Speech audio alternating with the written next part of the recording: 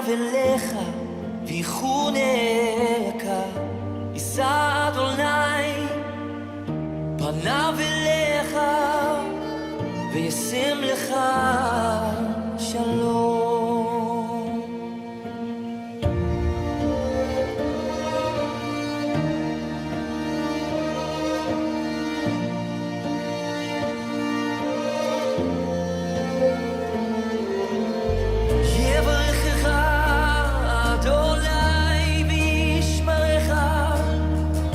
יאר אדוני פניו אליך ויחונך יישא אדוני פניו אליך וישים לך שלום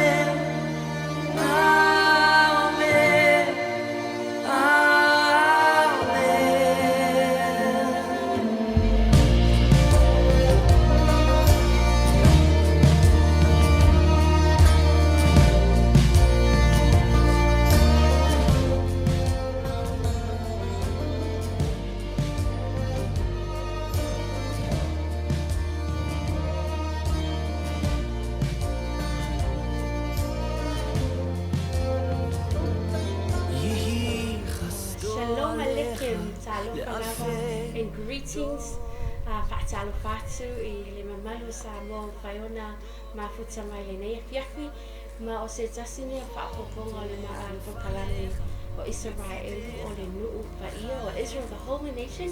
So I want to greet you in the name of Yeshua fa'atalo fatu ai ia te oe e so famanu ma lo Yesu Kiriso. So shalom shalom fa'atai ma futa mai le nei fiafi ma o lo o te fifi po I Pailo atu le mata I Malesunga ya Pastor Mike. We're going live from our studio I Auckland. Ia mata whaatalo whātuai te oe I nei fiafi. Shalom Pastor Mike. Talo palise ia I ele to nei fiafi to talo whātuko I le pa ia malu sa mo ko ia na whaafonga mai ni wa e mo le fiafi ni tato nunga le koiua whata autoto whama nei ko ia se awa no le leifo I mo tato ia tato te whaalama longa I mo to I le putalai mai o le li ia nei fiafi I le tato o nanga le Global Kingdom TV mai au kilanga nei I le suai o le awhainga vona pa ia le tua o ia to umalava o loo nato ngā lubue le nei au nanga Matou te whataalofa atu nei fiafi sa anola atu pele ia e whaasili lava le tino periso kai foi ona whaanoinga lo taimi ia tātou te mahuta whaatasi nei fiafi e tentanunga ia o lau tau tapoinga e maisi o talo talonga uma ia o loo manuia I pea le au nanga mamaua pea le malosi ia I whaauau I le aso ia e mole atu le nganga whaataitele lava ia te oelise ia o le fo I o loo whaaulu iai nei polokalami o Israel nupa ia mo le awa noa le fiafi. Thank you Pastor Mike. Le maasani e whaeona ma whaatasi ai I te tonu o le studio ai nei Auckland ia ona wawa noa fo'i wa samia e le li o mai fo'i Auckland ona se konfrenisi mani maftanga ia poni fona tanga fo'i leo mau ai le awa noa live atu ai le studio le nei fiafi mai we say shalom katalo faitu ai lalo pokalame ale Israel the holy nation po pokalame le Israel mo le nupa ia te oe Samoa I le nei fiafi ma ole atu ngati a Pastor Mike amataina le ma pokalame le tatalo ia ona tatala ina I le la fima pa ia le atu tata baba ai isi mata upu mo I tato le nei fiafi tato talo Mato whaftai tele lava ta mali nei fiafi ua mato iai fo I le li ia I le whaenga o le nei fiafi a mato iai tapo inga masauninga o le nei asu whaftai tele lava le tua I le malosi e te whapopo ia mato tangata tau tua ia te oe malofina ngalu e whaau i te ale mātou o unanga. Mātou te talo le mea fiafi le li ie, ia whaau mai lau o fio ia i mātou malawa, a tasi ai le li ma le mai mua mai o si o mātou atunu. Ia i le atua lo ang le lei, ai mai se foi o le ngalua ngalilu alo nganga pa ia, o loo mawhai o na ngalue i o mātou loto, ina ia o ngā le atua le au nganga. E whaamalusia aise a nganga, le ngata i le ia whaolaina aise a nganga mo oe ma lofina ngalu. Le mai lau o fio le amataina o le ngei whaasoa wha le nganga. Ina i whapena le li o no o atu i tulu inga o le lalolangi.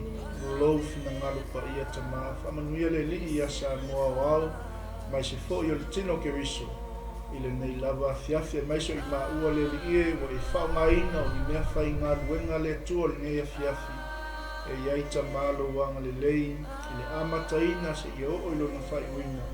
Ono o Yesu, amen, amen. Amen, amen. Ia peo na masani ai le tata po kalame le Israel, the holy nation po Israel o le upa ia. E whaatala no i nai mata upu e whaasino tonu lava ele nuu o Israel. I mata upu mai a kima pa ia le atua.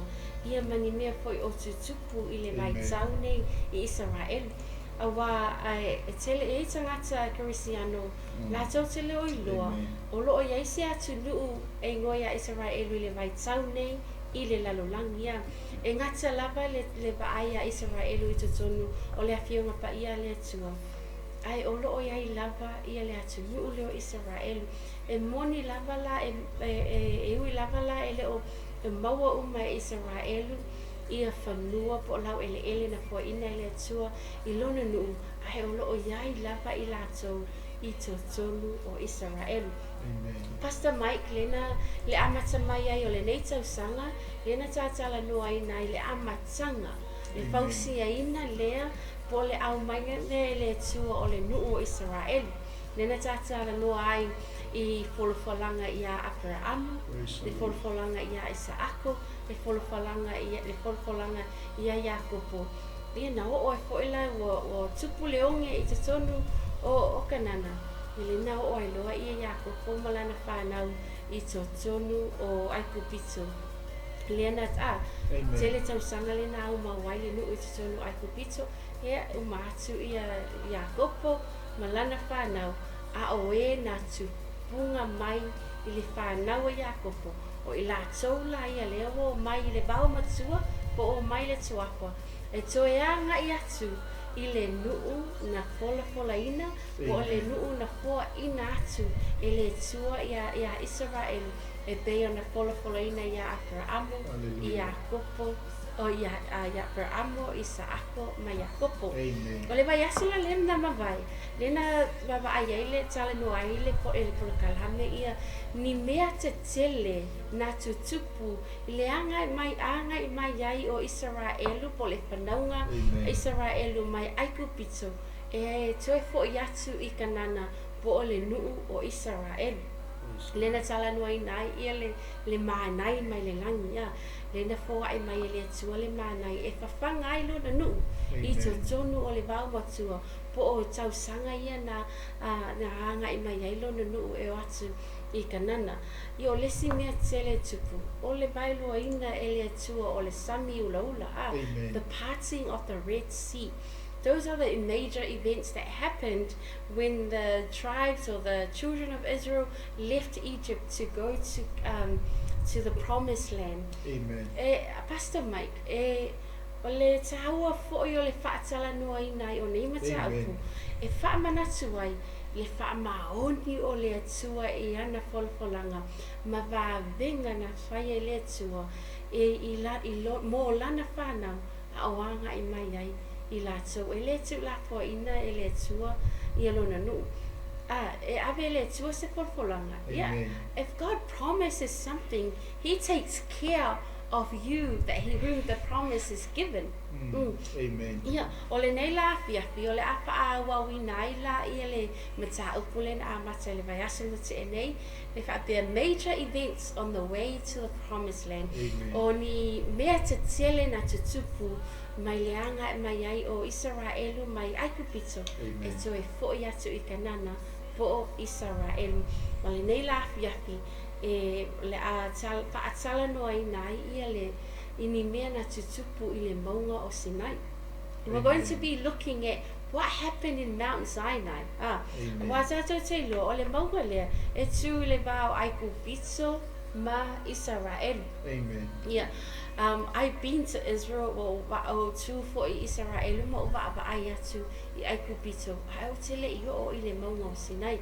Le vai tau la nei o lo o debate lava ia le to tele o skola po tangata po poto e le afionga pa ia le tu po fea tonu lava o le lau ele o po fea tonu lava lalangi o lo tu wai le nuu lea o lo tu wai le maunga o Sinai. Amen. Le ta lo o le maunga lea na lena tu wai ia Mose ma va ai atu Israel. We know at the moment Mount Horeb is in Jordan.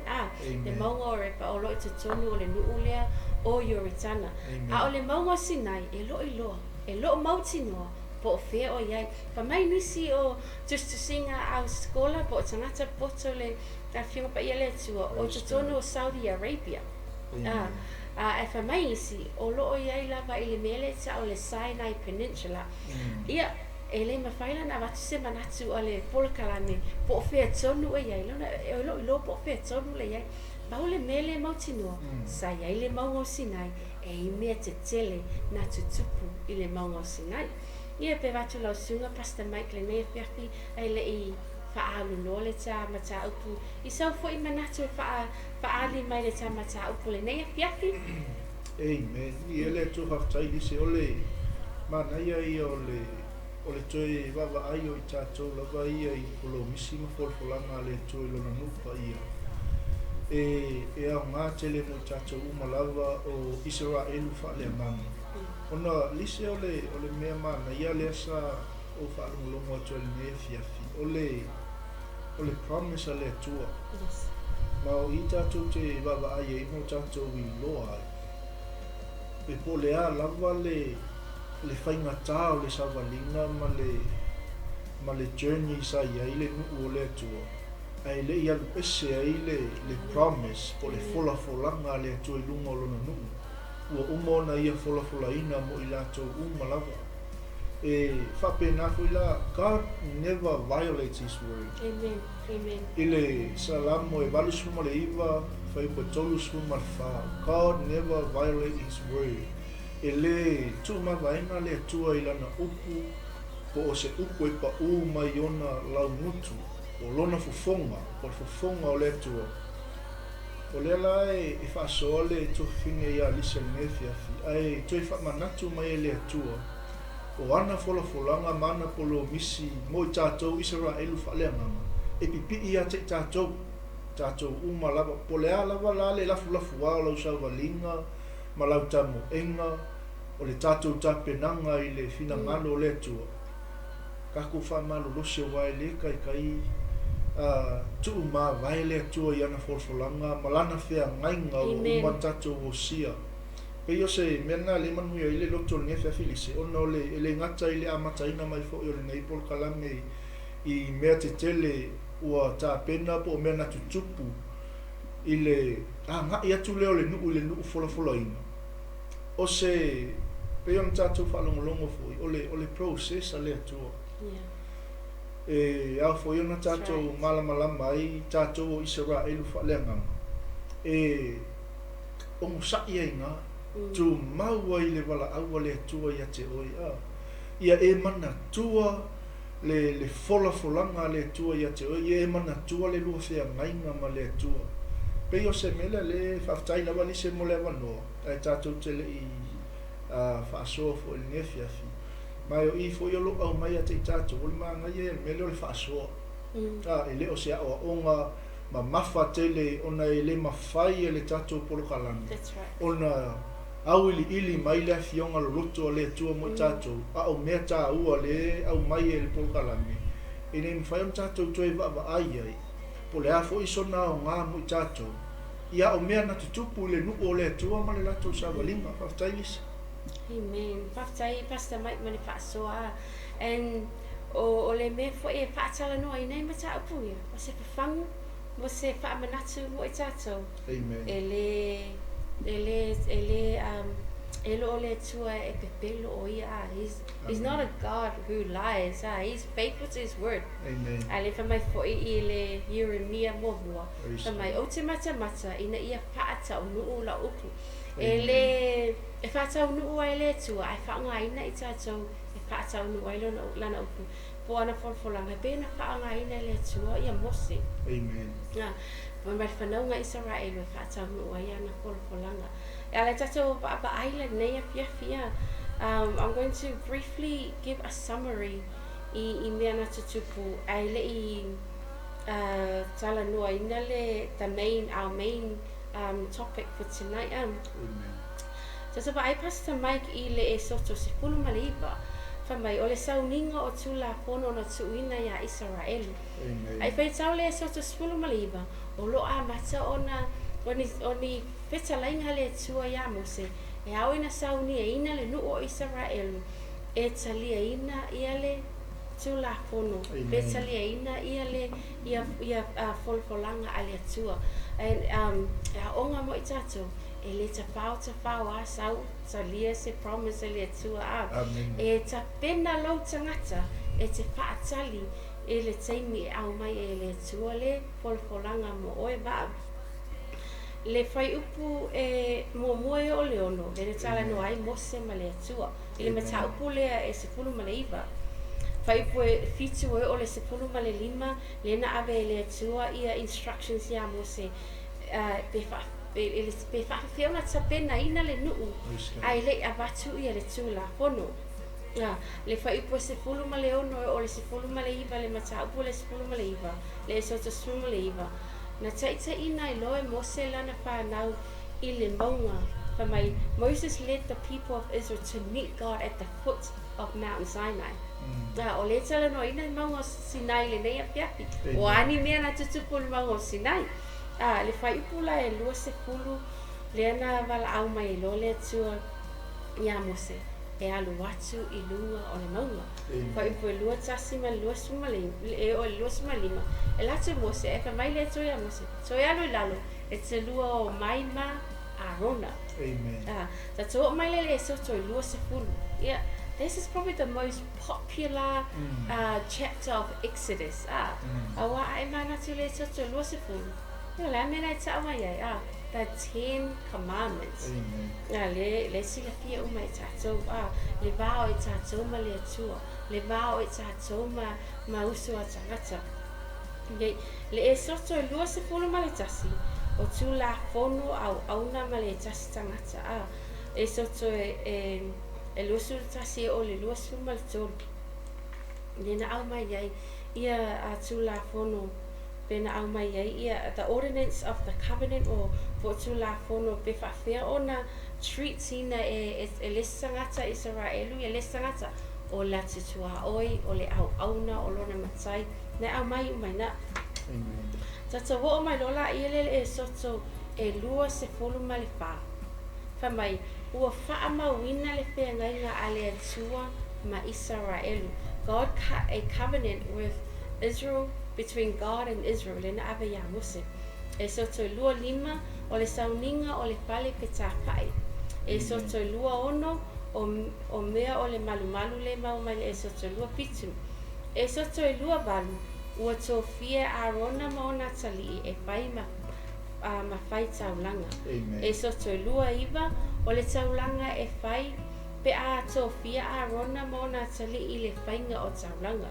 E soto tō sepulu o le whata e mu wai mea manongi o le taulanga a Israel. Amen. E soto tolu tasi o sauninga o whale pe tā whai. Tato wo o mai lola ia lea Pastor Mike. I le chapter leo wha autu le la avea a wha autu waile pe wha o ngā tutonu waile tala nuanga I le maunga o Sinai le nei apiapi o le e soto e tolu se fulu ma le lua. Amen? Amen. Just before I le I te tala ina la le e soto na I just want us to look I le e soto e pe whaina whai tau wha mo le lawa Pastor Mike. Le e soto e lua suma le pāwha I po se fulu ma le lua. Amen. 24:12. Yes, please. Ua whetalai mai fo i le li a Mose. I nā sau ia o i lunga nei a te au i le maunga. Ma e nofo ai. O te avatu ai a te oe i papa maa. Ma le tūla whonu. Ma polo a inga na o tū sia. E a o ai ia te i la tau. Amen. Lena bala au mai no Mose ia le atua ia Mose e ala tunu le maunga a. Amen. Pera lena falaulau lena o faitau ina atu ia e soto ia lua lima, lua ono, lua fitu o ni instructions le atua poni fatonunga le atua na tuina ia Mose. E sau ma Mose au mai i le whanaunga Israel a. So i le whai upu let me just read them.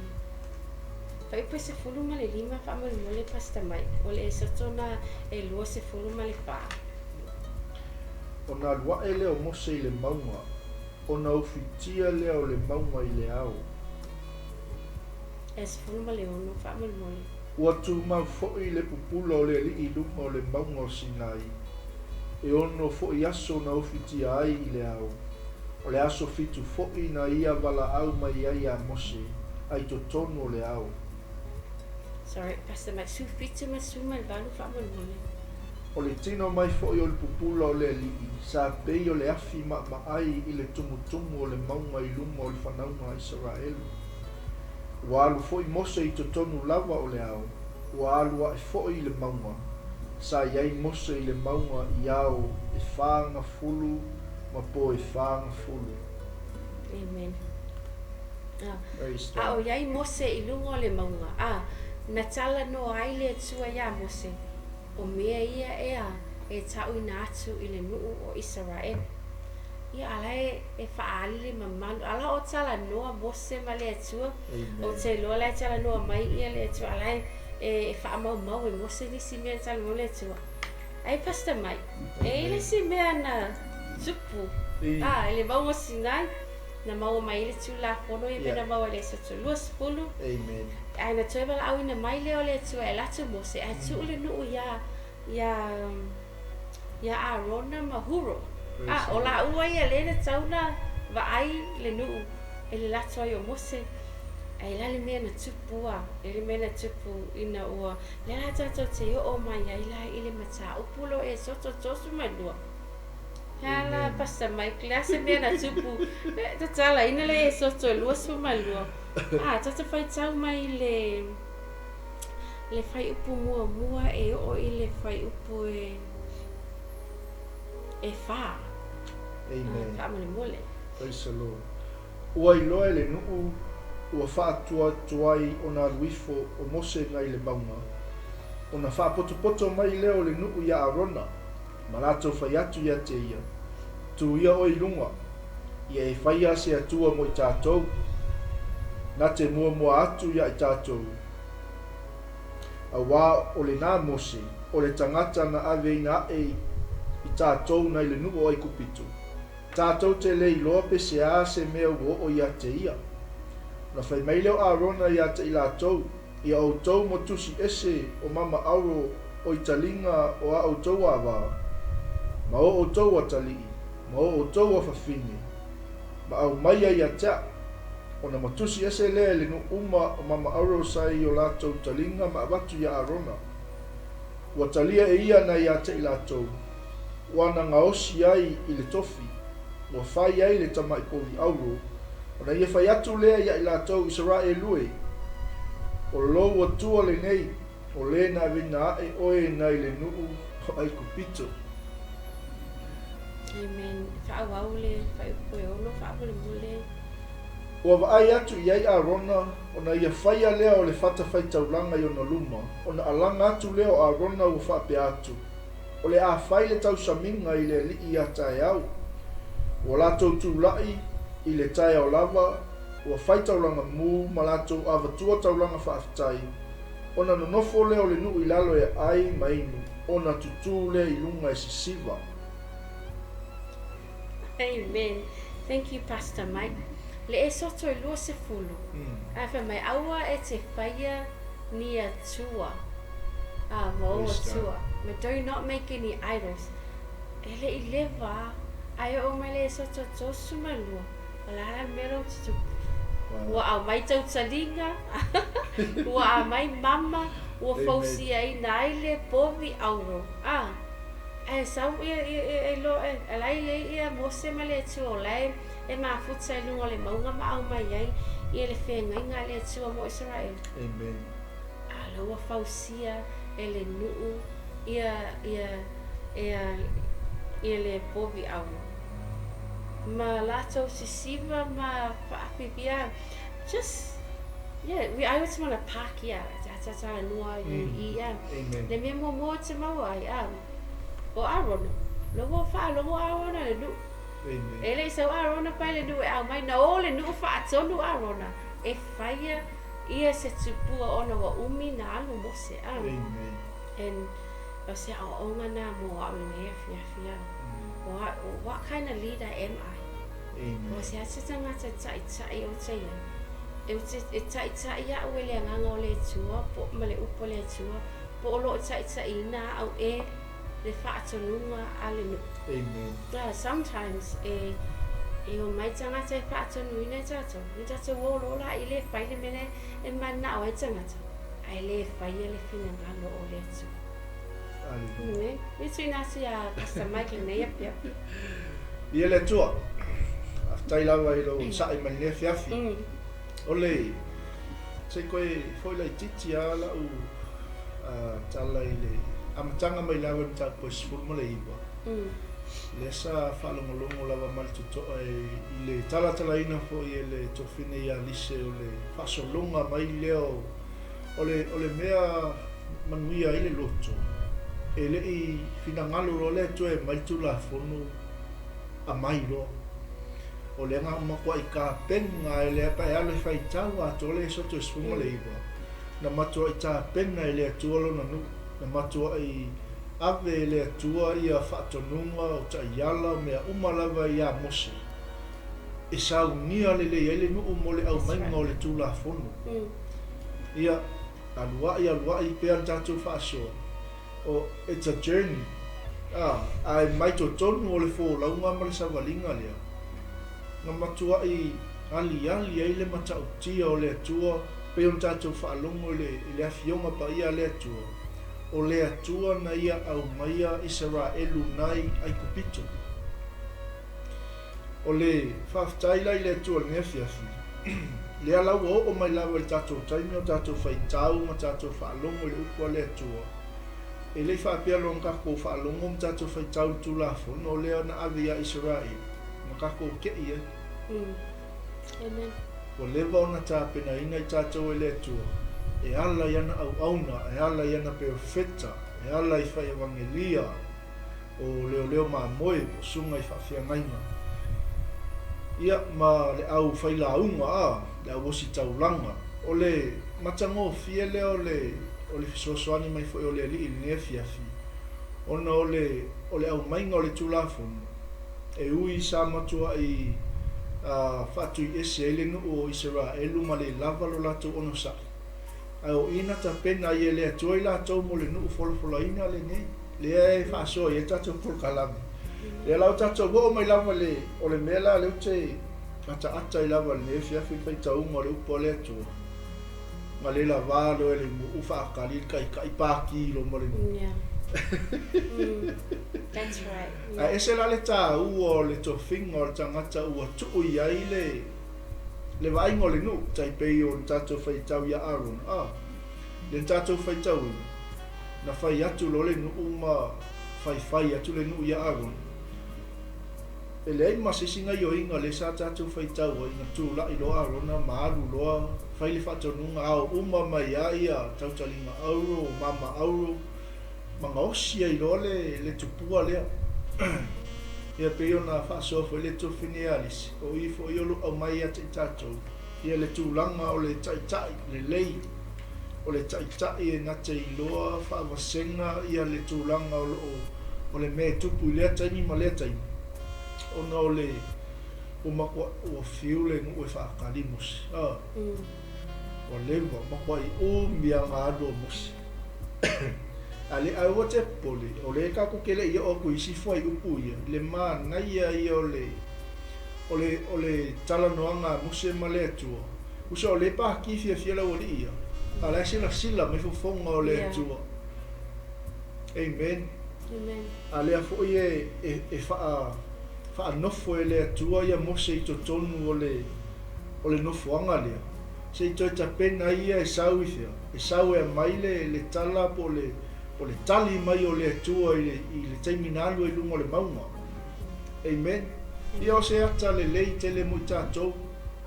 Ia tātou ono sa ia tātou tāofi mau, ia tātou pipi I mau I le folafolanga le atua o mana au mai mo I tātou.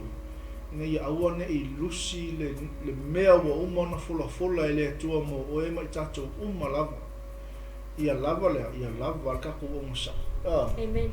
Pai foi ngai le o lava la o musa I lau tai po o le tangata o le atua lo inga lue. Ono sai pia. Amen. Ono sai pia I le whaasawālinga I le atua oe. Ono nai I le destiny mo oe. Ia tātou ono sa ia whawhita uli ma mea umalawa le sawalinga. Kei pei o le mele sa tātou whaalongolongo I le tala lea I le au mainga o le tupua au o le tangata o Aaron. Ma whau. Ma tapua I le nuko o le atua. Aina matua I le fia I ale atua le fuita tātou te whaalongo I le fionga le I le whaipo sumalwha. O matua I sala mō lava le atua ina ua sila mai. Ia le mea o lo tupu te tono le nu. That's right. E ila taimi e whapea tātou lai maa ia kako mea lai whai. I ngai o kako kaika.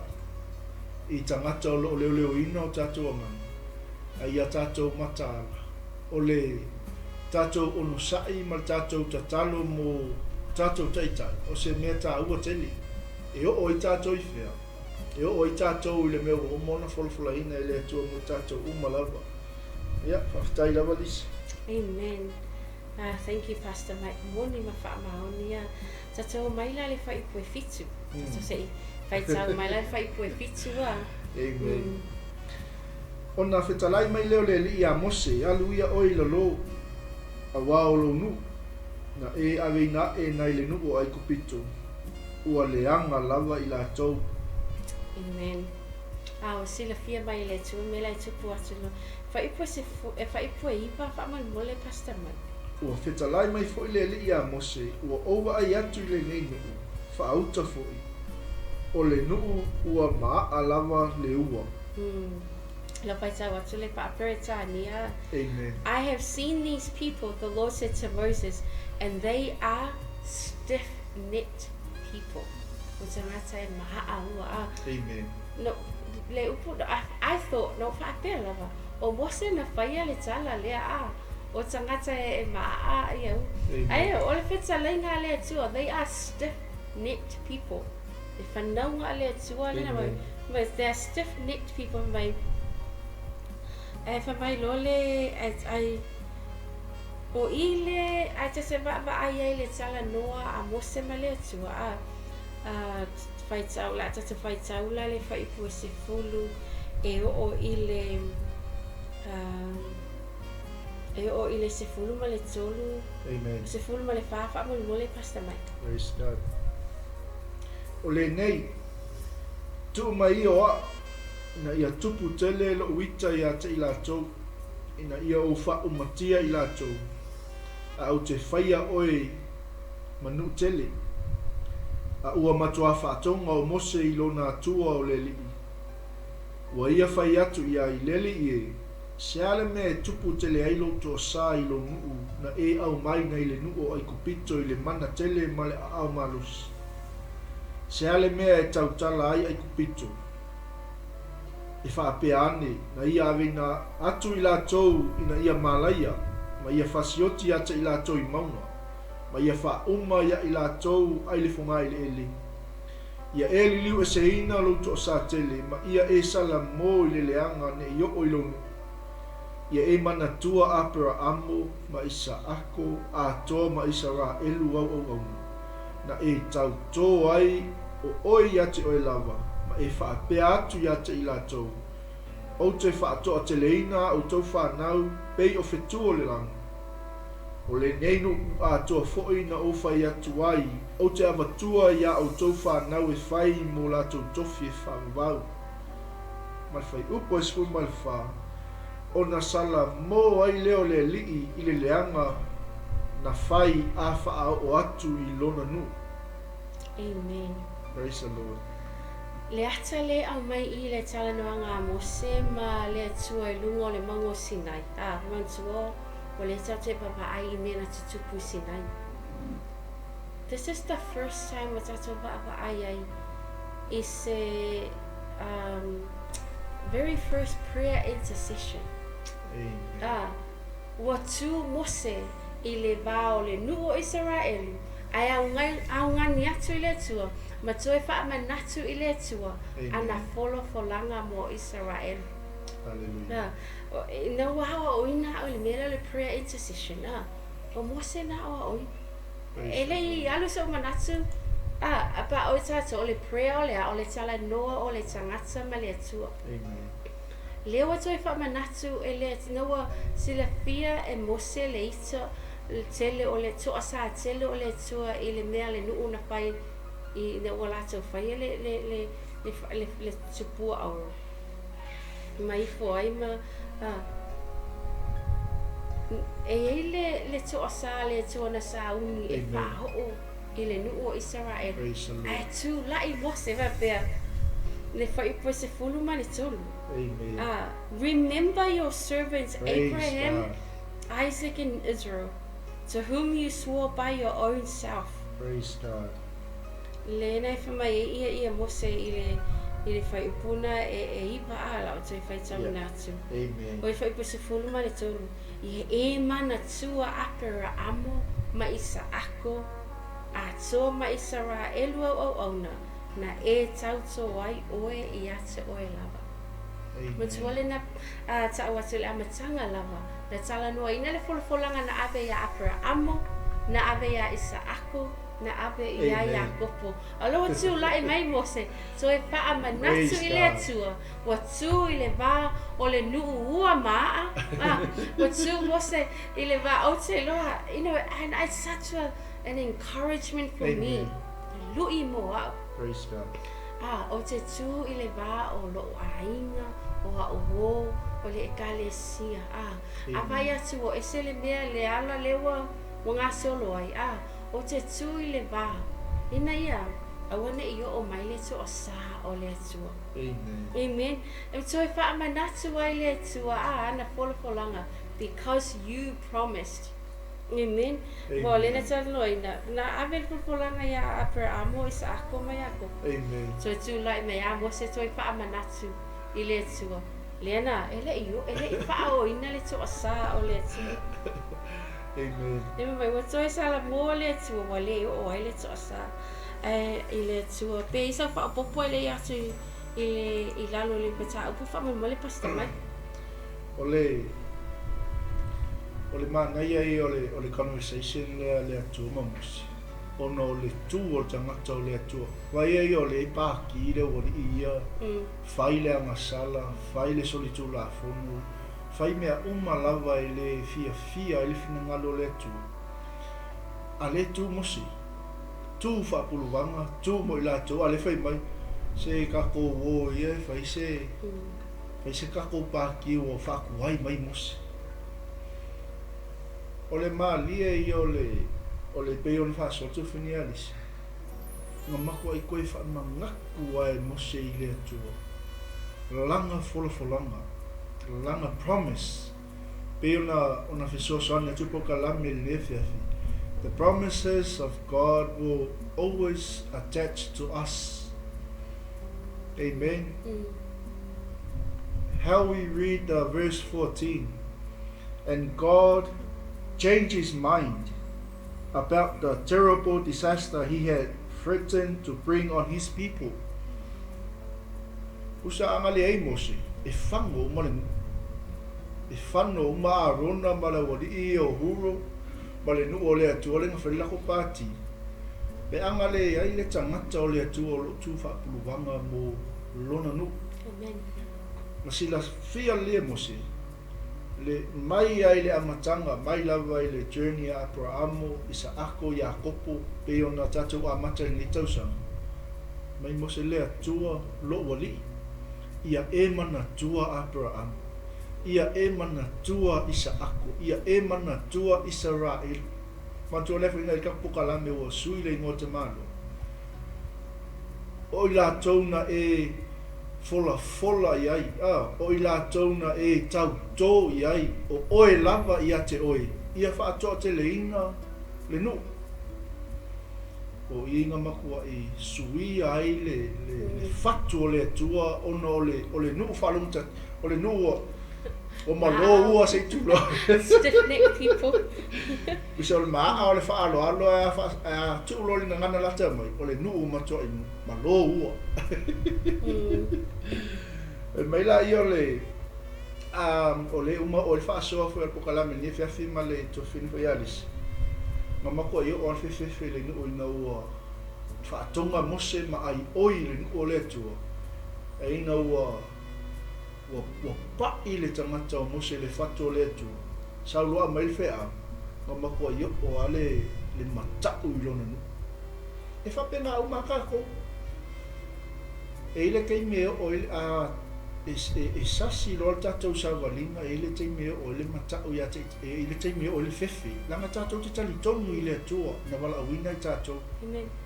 Amen ia e o ye se whaasua pea atu pe ile tai nefia ia wale tatou tau Amen. Thank you, Pastor Mike. Ma o lela o mai fo ile whai uina o tamata uku. Nena ia fia. Ai pe faina fai tau mai fai po se pulu ma le iwa wha mole lava Pastor Mike. 19 okay.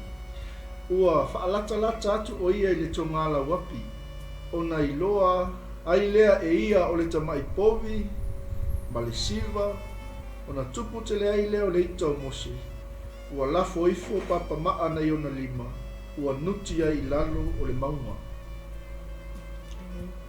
Leo tatou loa I le toa inga ita le na ita I mose a.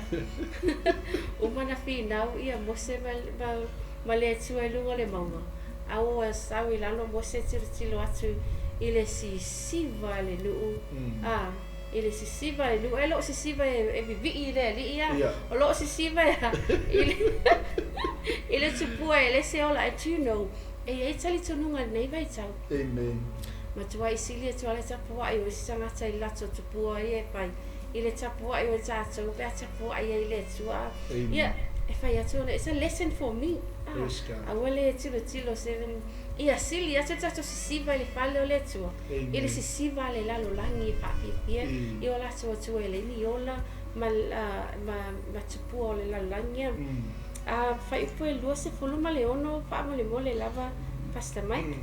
Sorry lise ole mana ia lenga mention e tofini a lise lefia e a nga mo tatou uma lava Wai whaalongo ro tatou singa musika hoi lele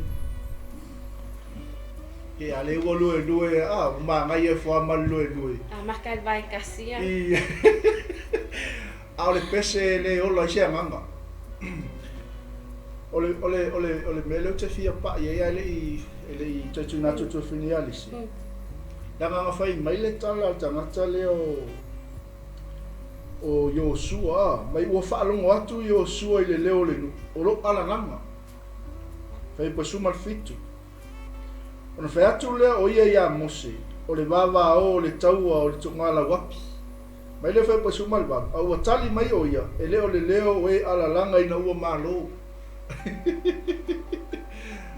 na langona le lei e le tangata o le atua le kuainga leo o lo ala langa I le nu o le atua ma le kuainga sound le sau mai lalo ala tu whapuluvanga mo lu pe me la I o mose o le wawaaola e leo se wawaaola manu malo o le wawaaola tangata o makua le lava le o mosa o le wawaaola tangata le makua I ki ngā inga skai kai le waunga le wari i reina loi o le lapo pāki rai whaia.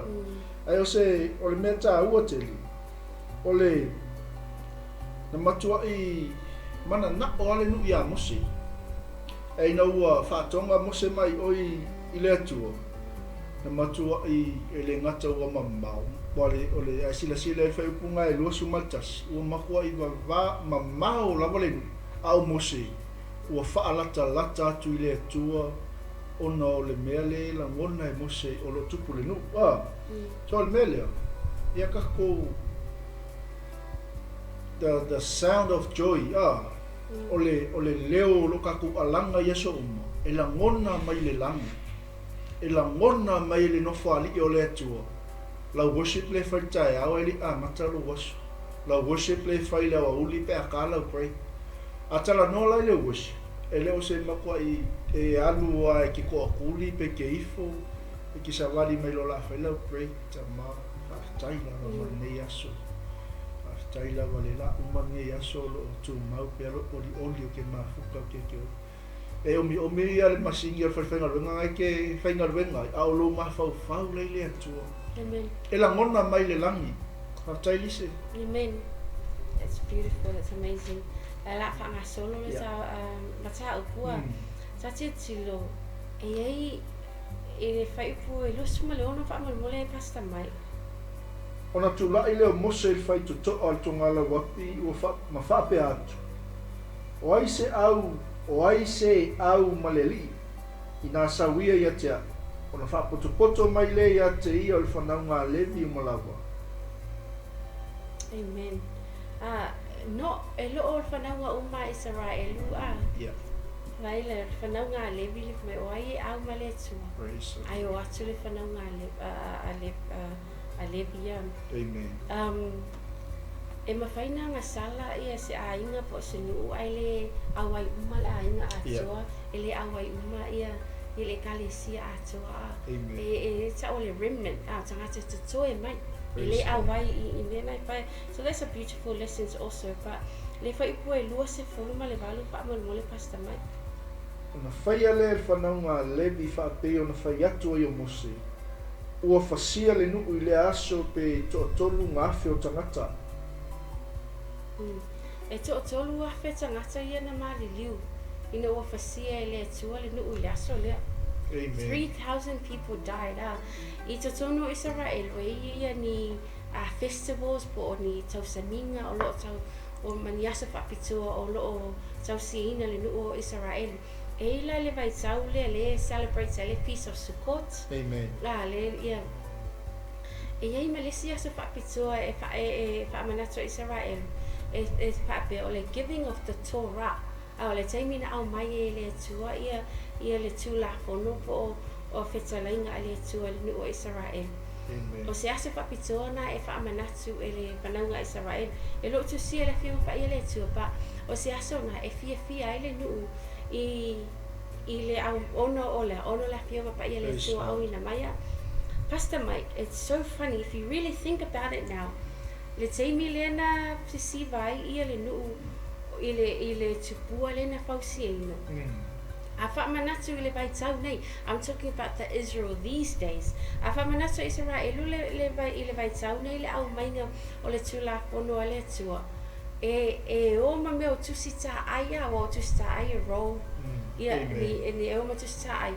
E si siva I lunga o ala ma mga ala o Israel. E oli ma fia ona ole upu a le tua. You see, na si siva le whanaunga Israel na ona o le tupua na pausia. A o le taimi nei, o si siva le whanaunga Israel pati. Ma, ona ole upu a le tua na awina mai. It's a festival, you can look it up mai o se aso fia. E moni ala na se sele amatanga. But o le singa na o inaya o Israel just before we wrap up our program tonight. Tolu awhi tangata ia na maliliu I le angasala ale nuua.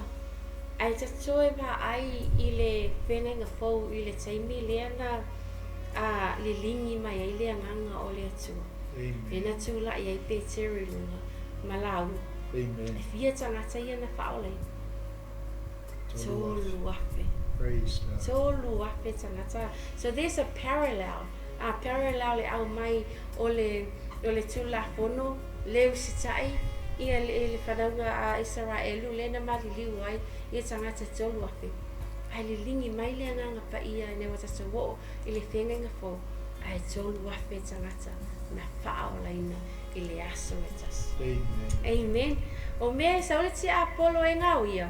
Ma whao ai whamai le Ioane se fulu whai se fulu. O le ngaoi e sau ea. E fasi whao matia. O e ngaoi fasi whao matia. Praise God. Tonga whai ale ti Apollo. Ai sau ale atua. E redeem ele atua mea umau. Amen. E tolu wafe na mali liu ono leu si tai sinai. Tolu wafe lea na whao laina. I le launga, i le taimi ua li lingi mai ai, le anganga o le atua. Ai teo pai tau atu ai lalo. Na toe sala moa. Amen. Le nuu o le atua. Ia, a whai e se se le amatanga. Aua ne se se ai le whai ungu. O le taimi la nei, a whai na se se le amatanga. O loo tato iai i le tua awa noa o le atua. A whai na se se le amataina mai o lo soifua, ma lo o langa, i le nei lalo langi. E loo le ngata anga, that's not your destiny. O le taimi nei, o loo iai tatou le awa noa le atua le ia pio mai o ia, pe le isang po i le bala au ia te tatou. No, o le taimi nei whai e le whiwhiringa sao ai tatou. Po ai tatou te au na iai, po ai fo i tatou te sisiva ma oli ai ia. Po mea le lalo langi, po ole whina ngalo o le atua. Ia e vato e fo i wha malo i e o makuta mai le nei api api.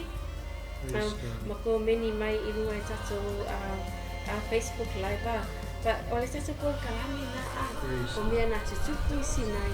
Ia ma tatou wa ai e fo i le tū malosi e mose mo lole lu. Ma toi wha manatu mai e le polkolanga na ave ia. Abrahamo, Isaako, na Israel. Ia ale i wha i wina le tamata aupu toi vati a oe. Lau singo Pastor Mike. Le wha i wina le tamata aupu nei a piapi. Tai tele lava muro taimisa moa spotino ke riso ne fiafi. E tato nunga ia ua telefo ise fale aonga mo tato ne fiafi. E pei lava ona talanoa atu le amtanga o le tato po kalami. Ele o se ao onga loloto a o mea na tutupu. O lo au mai ate tato ia ni le sona ta uha. A wale tato au nanga mal tato fo launga. Whaale nganga o lo tatou ngā lulue ai. Ina ima whai ona wha wau pēr, ma ia maua pēr lo tatou mā losi mai leli. Ia i wha wau ai lo tatou wala wina. Ia e tatou nunga leo ua whisoso ni mai leli i nei fo ia fiafi. Ia i le tatou pol kalami. E pei ona wha soa, ia le songa fo i le taitai ia lise, a while mai awa. Ia i le matau tia, o le mea na whaia e le atua i le wha umatia ina o nei tangata ai o mai le taimi o le au apostolo i le whenga inga fōu ma koe restore e le atua i ele li o le whamanatu fo i lea ma le toe pi ama atu al tatou polkalami ia e taipeia o le moanga ngana fo i lea si o tatou watunu ia e leo le amatanga a o le whai unga ai ese la le manai a tele o le lei ma le manai o le amatanga koe sili atu le matautia ma le sili ese o le whai unga. Ia ea ngā mo i tātou umalawa, ina ia tātou wo'o i le nuu ua uma o le whola inga i le atua mo i tātou o le malo e whau vau. Tai lise, o le avinoa. Amen. Thank you, Pastor Mike. Ma o se tasi fo ina o mata upu le onanga le Israel, the Holy Nation po Israel o le nuu pa ia. O mata upu e pēna ta ue Pastor Mike, e loo ni a awa onga, a o ni mata upu e whaatala noina. Ia, o loo iai lau tuspa ia. E a whai le ese tuspa ia. Ia, e te tauna ese tuspa ia, se tangata Kirisiano, a whai e tangata, it's either on your phone or in a scripture. But just one thing before I finish tonight, o te le lope mata o tau i le Grammys. I mo meo whai longa, e maua mai I musika o e tau taua e whaai e te unga tangata I ena whai ua whai seu, whai ofu mua they were glorifying the devil limpe I think I performance I ena whai matua le whaalilo ale glorify na sisiva o le lalolangi mo le tiapo loa. Ai le taimi nei, there's a revival breaking out in America. In amata Asbury University loa so solo le afi, so solo le whaolo le ina po le revival i sono America. New Zealand ma tangata i tātou Pacifica. Awana i misi o ia le revival po le sawa le whaolo le ina le tua. But tauna ta pena lo tangata ma le sio manga e tu nai lo tangata ele ma fai ona faula o le ina o e ma e ma o le baptizo ma le pa ia pe fai na musika o le lalolangi na na te whaalongolongo wai e mana i hape se sa mua po ina whaalongolongo wai se taimia a fai la na o pe se ana lai e tangi e lo loto i pese fausia ai le tele pese vi inga o le tua pa mai fai te lo ni upo pese salamo mai ole pese fia mai o se fia ina pese ia e me sa mo o yo afa ini me o fai matupua mo oi a fai o over maka le TV bo o po ele mata le Facebook ele so sai me fai tau le fia pa ia le tio e sa mo le taimi nei ia ese tatala ia me na o fai matupua ia te oi ma ia ka mo le tua ole po soani na ole pe soani male au ngani por kalane ai le fa tonu atu e na ua ile na manu ole atu ua and so I fa sai sa mo le market mai o lo ia malanga ole au atu no Israel ua. I know that Pastor Timo is leading a trip in March. Afai o lo e mo e se pi o atu Israel vai na e lo mai le pokalane o lo mai lo e nisi o malanga o lo sauni e o atu I Israel au foi nei ngalo o na eta talo mo Israel amen iwa o te toi tune in mai foi I se sifa puponga ale tatu pokalane pe na yele au na ngale local kingdom TV channel ile nei afiafi. Thank you, Pastor Mike. Ma ole atu ina atu lo sisuma e whai uina le tāpon kalame I le tatalo whaamamo. Amen. We thank you, Father, for your presence tonight, and we adore you, and we thank you for your word. We thank you, Holy Spirit, for your works upon us, especially our people listening online and after this program. We thank you, Father, for your love and your mercy upon us all. Matou whaftai tele lava le tua I lo mamalu, ma lo sili ese lava le nea fiafi. Ia umwhai ai fo I le tua o na whaawawina le matou o nanga. Le lava se ato atoa, le fo ise vave ia te I matou le li I matou te talatala ina ai o a fionga mamana. Ia I matou te whaalango lava I ngā luenga lilo o loa nganga pa. Ia lea matou whaftai atuai, o le matou ngana lea ia te oele li ia tu mau atu ia te oele o lava vi inga lea fo I le tua se tala po se upu le li ua le tonu I lau whaafonga ma lau sila mai le mea fiafi ia whaamangalo I matou tama a o le loto le li nge mawhai le tua o no o lo fina ngalo I matou umalava o lo whaalongolongo ma mai mua te lo taini ia wase manuia mo I matou ma le nuu o umona e folo ina mai mo I matou nei lava fiafi tama matou toi o atu o matou ainga pui matou ilungo o wala ma se foi le li se matou atu pele o sa moa pe a fata o toto whanga le nei po ia malutia I matou i o a o lo fale li ie ma le mana o lo toto Yesu Keriso ia kawa ina ai matou umatama po kalame foi le neva yaso le li ie I so se fata fai taulanga I so se au nanga le tua o le au ngā lulue lau o fai ngā luenga ia iai tamalu wanga le lei whamangia I so matu watu no pele o Samoa tamā matina matutua o asina sina o le tala le lei iai le tua lau whaamalo longa ia te ila tau ma se foi fi au mlawa singa o le neiva yaso ia iai le tua lo au malosi lea matu talo tamā ma ngalo I matu umalawa le nea fiafi ona o Yesu le lei Amen. Ia, sa mola tunu pele o le fai unga leo tatou o nanga le nei aso I toi mole toile ngā whaftai tele lava. Au na le tua le sunga ia sepe fi le tai au, sunga ia fiwa lesi le tatou a reto ma le waina, Ia mai se foi le sunga le whawhiangainga ia Rokeni Perisipi i le afiafi anu nei. Ia lea sa tātou au nai fo i mo le upu o le li. Ia o le whaiunga leo tātou au nanga le nea fiafi. Manu ia tele ia fōwhanga umo le newa yaso ai mai se ia o le amtanga fo le newa yaso i le walawina. Ia iai anga lei o le tua. O le aso atai au. O le ai se whaupoponga fōu le tu lai sunga le lua. Pea mai al tātou tutu lima le afi mai le ono le tae au le sunga ia fiu walu tae au le tato daily devotion i le sunga ia Rolani mai Australia ia ma le tato whaunga ngana o le malo Israel ese le au le leo polkalame ma fuafuanga le atua e le o ave ale e le atua i tato i sesi mea o lea ave ai tato e le atua i lona nupa ia i le tulai sifulu atai au ia o tapena mai ai le sunga le whawhiangainga ia tii ma le whaitua ia vai loa i le whaungangana o le malo Israel suma lua o le ai tatou malo whalongia ia o le sunga le apostolo ia posi la tu ia po le sunga po le whawhiangainga ia le ota ma le sunga i le whaitua ia rita ia o ila ua ia o le whauina tatou pokalame le tulai sunga lua e mea nei ma le tofine ia lisei o le au nanga o le Global Kingdom TV ia manu ia tele le nea fiafi ono Yesu amene amene saifua mai mea